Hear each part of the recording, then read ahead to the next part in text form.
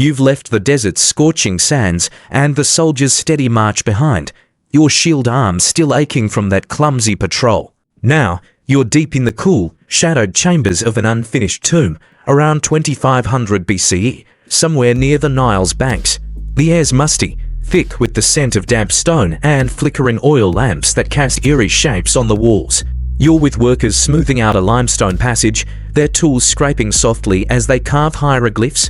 They've handed you a small chisel to try, but your taps are timid, barely denting the rock, and a young worker nearby grins, clearly entertained. You're not cut out for this, surviving a day in these claustrophobic tunnels without knocking over a lamp or angering a spirit feels like a tall order. Tombs like this, historians say, were built for pharaohs or nobles, designed to guard their souls and treasures for eternity, with the Nile's wealth funding the labor. You're in a side chamber, half finished, where the walls are etched with scenes of gods and offerings. The workers move with quiet precision, like those artisans you met in the quarry, but there's a reverence here, as if every chip matters. You try again, your chisel slipping, and you mutter an apology to nobody in particular.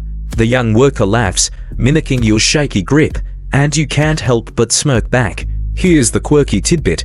Some tombs had fake passages or hidden traps to fool Grove robbers, like a real-life Indiana Jones setup. You eye a narrow corridor, wondering if it's a decoy or just unfinished, and hope you don't stumble into a pit. Historians still argue whether these traps worked or if robbers were just too clever. Did they outsmart the builders, or did some tombs stay secret? You pause, wiping dust from your face, and notice a faint carving of Anubis, the jackal-headed god, staring down. It's creepy but oddly calming, like he's watching over you, or maybe judging your terrible chiseling. The tomb's silence, broken only by soft scrapes and distant drips, wraps around you like a blanket. You're tempted to linger, tracing the half-carved hieroglyphs, but a worker nudges you to keep going.